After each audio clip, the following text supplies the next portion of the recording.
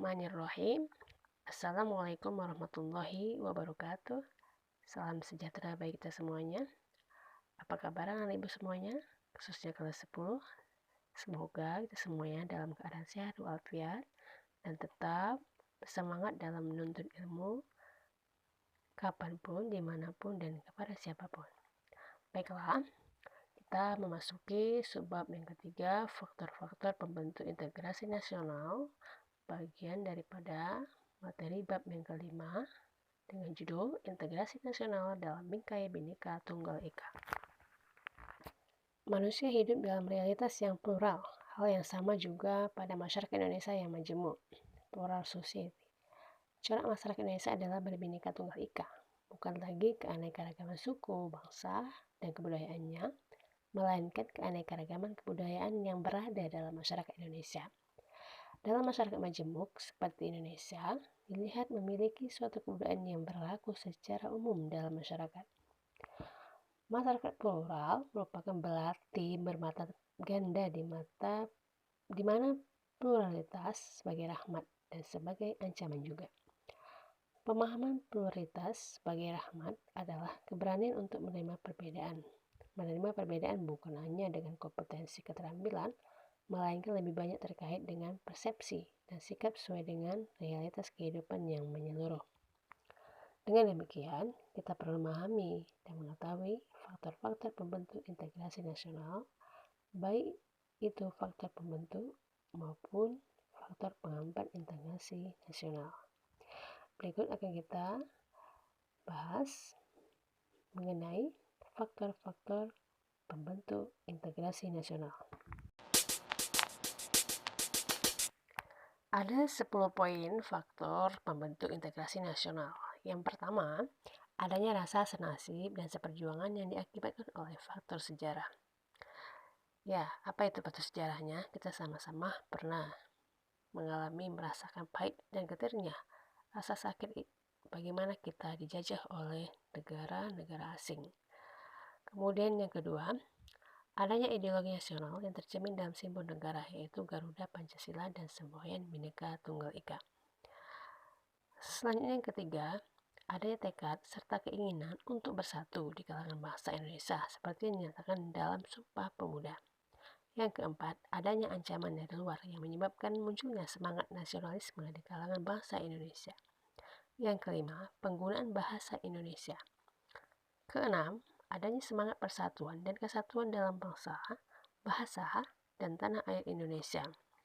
Ketujuh, adanya kepribadian dan pandangan hidup kebangsaan yang sama, yaitu Pancasila.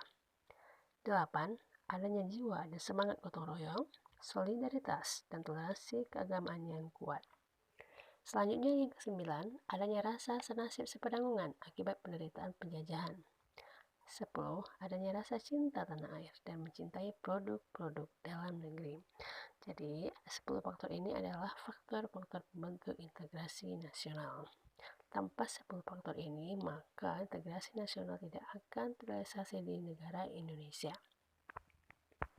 Baiklah, kita selanjutnya ke faktor-faktor penghambat integrasi nasional.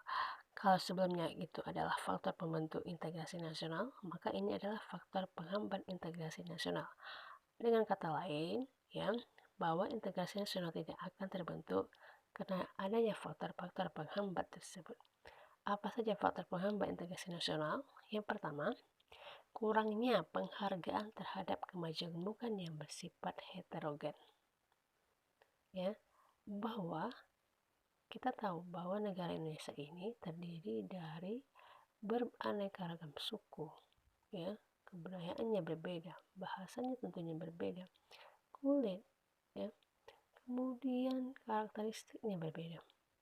Jadi hal ini apabila tidak ada yang penghargaan terhadap keanekaragaman ini, maka ini bisa menghambat terhadap integrasi nasional.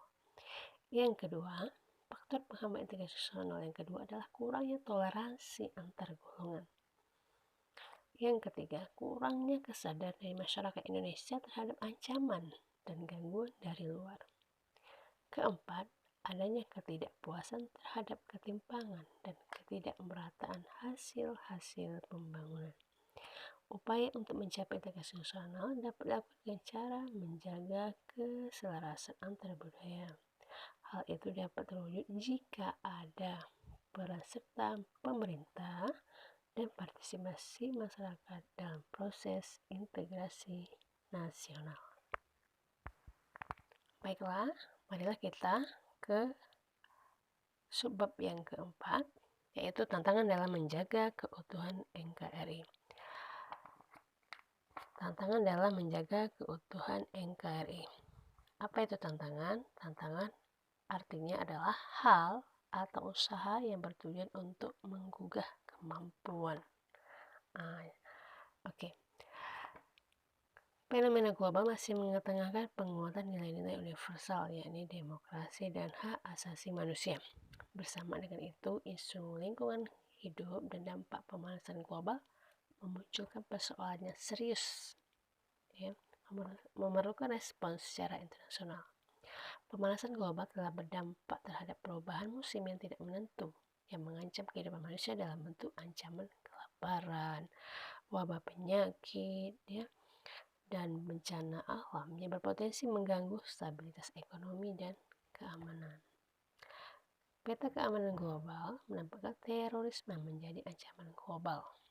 Penggunaan kekuatan militer oleh suatu negara ke wilayah negara lain mengancam kedaulatan dan kehormatan suatu negara berdaulat. Masalah perbatasan juga merupakan sumber utama potensi konflik antar negara di kawasan Asia Pasifik, termasuk juga Asia Tenggara. Untuk itu, tantangan di lingkungan internal Indonesia adalah mengawal negara kesatuan Indonesia agar tetap utuh dan bersatu. Di sisi lain, ancaman terhadap kedaulatan masih berpotensi, terutama yang berbentuk konflik perbatasan, pelanggaran wilayah, gangguan keamanan maritim dan dirgantara, gangguan keamanan di wilayah perbatasan berupa lintas batas secara ilegal, kegiatan penyeludupan senjata dan bahan peledak. Selanjutnya masalah separatisme, pengawasan pulau-pulau kecil terluar, ancaman terorisme dalam negeri dan sebagainya. Berdasarkan tantangan tersebut di atas, maka visi terwujudnya pertahanan negara yang tangguh dengan misi menjaga kedaulatan dan keutuhan wilayah negara kesatuan Republik Indonesia serta keselamatan bangsa harus terwujud. Pada dasarnya, perumusan kebijakan umum pertahanan negara dilaksanakan oleh Menteri Pertahanan Negara. Sedangkan proses penetapannya dilaksanakan di tingkat Dewan Keamanan Nasional selaku penasihat Presiden Republik Indonesia. Kemudian, tujuan nasional merupakan kepentingan nasional yang abadi dan menjadi acuan dalam merumuskan tujuan pertahanan negara yang ditempuh dengan 3 strata pendekatan. Jadi tujuan nasional itu ada 3 strata pendekatannya. Yang pertama, strata mutlak, yaitu dilakukan dalam menjaga kedaulatan negara, keutuhan wilayah negara, dan keselamatan bangsa Indonesia. Yang kedua, strata penting, dilakukan dalam menjaga kehidupan demokrasi, politik, dan ekonomi, keharmonisan hubungan antar suku, agama, ras, dan golongan, penghormatan hak asasi manusia, dan pembangunan yang berwawasan lingkungan hidup. Selanjutnya yang ketiga, strata pendukung. Strata pendukung itu dilakukan dalam upaya turut memelihara ketertiban dunia. Jadi untuk mencapai tujuan nasional tadi ada 3 pendekatan. Yang pertama, strata mutlak, yang kedua, strata penting, yang ketiga, strata pendukung. Untuk mencapai tujuan pertahanan negara tersebut, salah satunya perlukan input sumber daya yang bagus dan optimal. Masyarakat menuntut TNI untuk menjaga dan memelihara stabilitas keamanan nasional. Tetapi, input masyarakat secara intelektual, moral, dan mental lemah akan sangat sulit mewujudkannya. Jadi untuk itu, untuk mempertahankan negara Indonesia, perlu kesiapan daripada TNI, polisi, dan juga masyarakat yang intelektual, bermoral, serta bermental yang kuat. Supaya apa? Supaya terwujudlah negara kesatuan Republik Indonesia yang utuh, yang tangguh, yang terhadap semua berbagai tantangan, ancaman, yang baik itu berlaku dari dalam negeri maupun dari luar negeri. Demikian materi hari ini dapat Ibu sampaikan. Mudah-mudahan bisa dipahami dan bisa dilaksanakan dalam kehidupan sehari-hari. Ya, apa itu? Salah satunya adalah mari kita tingkatkan ya mutu intelektual kalian, kemudian moral lebih ditingkatkan, selanjutnya mental yang kuat ya. Bagaimana itu? Dengan belajar dengan tekun, tetap berdisiplin dalam melaksanakan tugas sehari-hari, tetap disiplin dalam melaksanakan tugas yang diberikan oleh guru ya. Ini merupakan salah satu kamu itu sebagai salah satu masyarakat yang intelektual, punya moral dan bermental yang kuat. Mudah-mudahan ini dapat realisasi bagi anak ibu semuanya, dan pasti ini segala tujuan nasional kita akan tercapai nantinya. Ibu akhiri, Assalamualaikum warahmatullahi wabarakatuh. Salam sejahtera bagi kita semua.